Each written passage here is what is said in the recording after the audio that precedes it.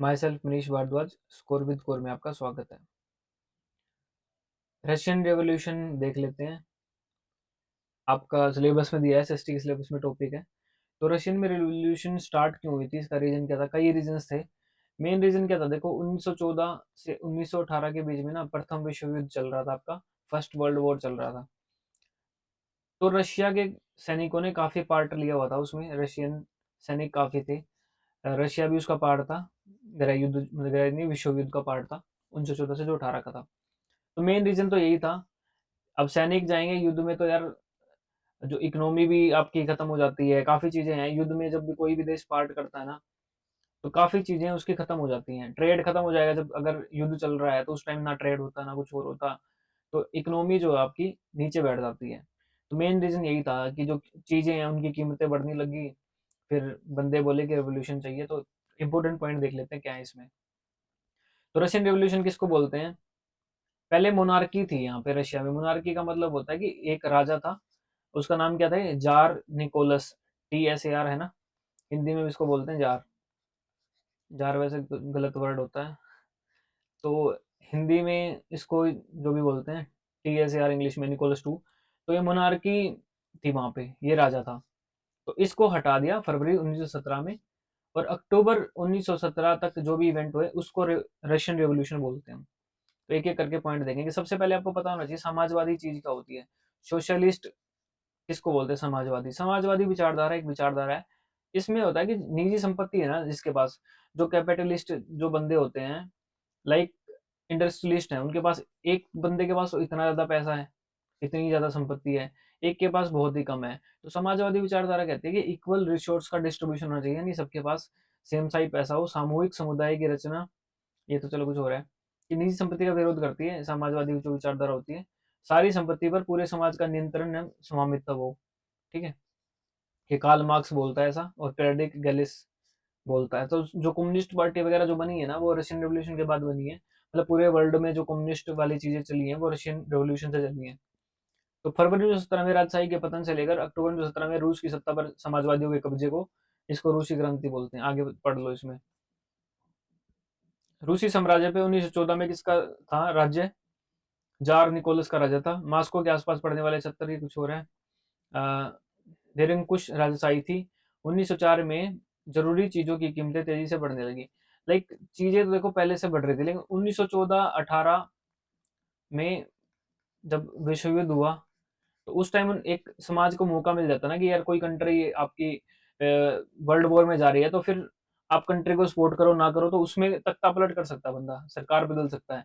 हमारे यहाँ भी तो ये ऐसा ही हुआ था कि 1939 से 45 तक वर्ल्ड वॉर चल रहा था।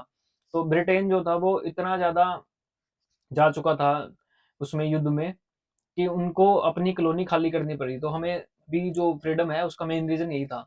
अगर वर्ल्ड वॉर नहीं होता तो हमें भी फ्रीडम नहीं मिलती 47 में। ठीक है, तो ये चीजें होती हैं। सेम वहां था। ये खूनी रविवार पढ़ लेना कि ये 1905 का इवेंट है, खूनी रविवार 1905 में हुआ था ये। इस दौरान पादरी गोपान के नेतृत्व में मजदूरों के जुलूस पर जार के महल के सैनिकों ने हमला बोल दिया। जो ये राजा था इसके सैनिकों ने हमला बोल दिया था। 100 से ज्यादा मजदूर मर गए थे इसमें, और लगभग 300 घायल हुए थे। इस इतिहास में इस घटना को खूनी रविवार के नाम से जाना जाता है। और ये कहाँ हुआ था? सेंट पीटर्सबर्ग जो भी शहर था उसमें हुआ था। 1905 की क्रांति। तो 1905 में क्रांति क्यों आई थी? क्योंकि ये जो खूनी रविवार था ना, मजदूरों पे जो ये हमला हुआ था, ये जो मर गए थे, इसके बाद हुई थी 1905 की क्रांति। 1905 की क्रांति की शुरुआत इसी घटना से हुई थी। सारे देश में हड़ताल होने की, विश्वविद्यालय बंद कर दिए गए। अब पढ़ते हैं आगे। इंग्लिश में देखो, रशियन रिवोल्यूशन 1914 में जार निकोलस 2 रशिया में था, ऑटोक्रेटिक था। He levied heavy taxes on peasant. Peasant क्या होता है? किसान वगैरह जो। He took Russia into the first world war. तो पहली वर्ल्ड वॉर में धकेल दिया इसने रशिया को, और large number of Russian soldier were killed. Economy social society Russia क्या थी उस टाइम पे? पीजेंट क्या थे? 85% रशियन पॉपुलेशन के पीजेंट थे भाई उस टाइम। तो ये कुछ पढ़ लेना, कुछ नहीं है इसमें। तो आगे देखो। Bloody Sunday when protesting worker led by the father Gapon. तो इसको लेड कौन कर रहा था? फादर गेपोन लेड कर रहा था। फादर मतलब जो, क्या बोलते हैं उसको, चर्च का जो करता धरता फादर बोलते हैं उसको, पादरी। Reach the winter palace, it was attacked by the police, over 100 workers were killed. तो इसको ब्लडी संडे बोलते हैं। This event is also known as revolution of 1905 because the टी सारे जो जार जो भी है agree to give some concessions. तो 1905 की क्रांति की शुरुआत इसी घटना से हुई थी। ये सारी चीजें मैंने बता दी। तो जब ये क्रांति वगैरह हुई ना, इसके बाद क्या करा जार ने ना, एक निर्वाचित परामर्श दाता संसद ड्यूमा के गठन के लिए सहमत हो गया। मतलब जो हड़तालें वगैरह हुई तो उसने बोला कि विचार विमर्श करेंगे हम, तो एक गठित कर दी उसने एक कमेटी, इंग्लिश में बोल दो, ड्यूमा का गठन कर दिया उसने। लेकिन 75 दिन के भीतर जो है ड्यूमा जो थी वो बर्खास्त कर दी। क्यों कर दी? बर्दाश्त नहीं आएगा, ये बर्खास्त आएगा। वो क्यों कर दी? क्योंकि जो कंटिन्यू रहे, मतलब जो आप हड़ताल बोल सकते हो, हड़ताल कंटिन्यू रही देश में, तो उसने फिर इसको बंद कर दिया। ठीक है, अब आगे चलते हैं। इसके बाद आती है फरवरी रेवोल्यूशन। 1905 तक तो आपने पढ़ लिया। अब फरवरी रेवोल्यूशन 1917 में क्यों हुई? 1917 में 14 से 18 तो युद्ध ही चल रहा है आपका। 1917 के अंदर फूड की शॉर्टेज होगी। ठीक है, winter was very cold and heavy snow frost which made the life of worker very difficult. 19 on 2nd February एक lockout took place at factory on the right bank of the river Neva. Next day 50 factories called a strike. In many palace women led the strike. तो ये different different reasons हैं। तो इसके बाद क्या हुआ कि जार को हटा दिया था। Jar abdicated on the advice of military commander on 2 मार्च। ठीक, गद्दी से हटा दिया इसको मिलिट्री कमांडर्स ने 2 मार्च को। ठीक है, provisional government was formed in the to run the country. तो प्रोविजनल गवर्नमेंट चल रही थी फिर। तो Petrograd soviet had led the February revolution that the brought down the monarch. तो मोनार्क को हटा दिया फरवरी 1917 के अंदर फ्रेंच रिवॉल्यूशन में। ठीक है, तो पूछे तो कब हटाया था? तो फरवरी 1917 में हटा दिया था मोनार्क को। कौन था वो? जार था, जार निकोलस टू। तो फरवरी रिवॉल्यूशन के बाद क्या हुआ आपका? बोलोशेविक लीडर, बोलोशेविक पार्टी है, बोलोशेविक लीडर व्लादिमीर लेनिन था। ये रशिया रिटर्न करा। ये एक्साइल में था, यानी जेल में था ये। अप्रैल में क्या करा इसने? रिटर्न करा, जेल से बाहर आ गया। Lenin put forward 3 demands which were called Lenin April thesis. तो इसने 3 डिमांड रखी। War should be brought to close, land भी transfer to the peasant, land को ट्रांसफर करो पीजेंट्स को, और बैंक भी नेशनलाइज, जो बैंकिंग है सिस्टम है वो नेशनलाइज करो उसको। 1914 में प्रथम विश्व युद्ध शुरू हो गया, 1918 तक चला। इसमें 2 खेमे थे। केंद्रीय शक्तियां थी जर्मनी, ऑस्ट्रेलिया, तुर्की, और मित्र राष्ट्र थे फ्रांस, ब्रिटेन व रूस। इनके बीच लड़ाई हुई और रशिया तो हार गया था इसमें, जर्मनी जीता था। फरवरी क्रांति के कारण क्या थे? प्रथम विश्व युद्ध को लंबा खींचना।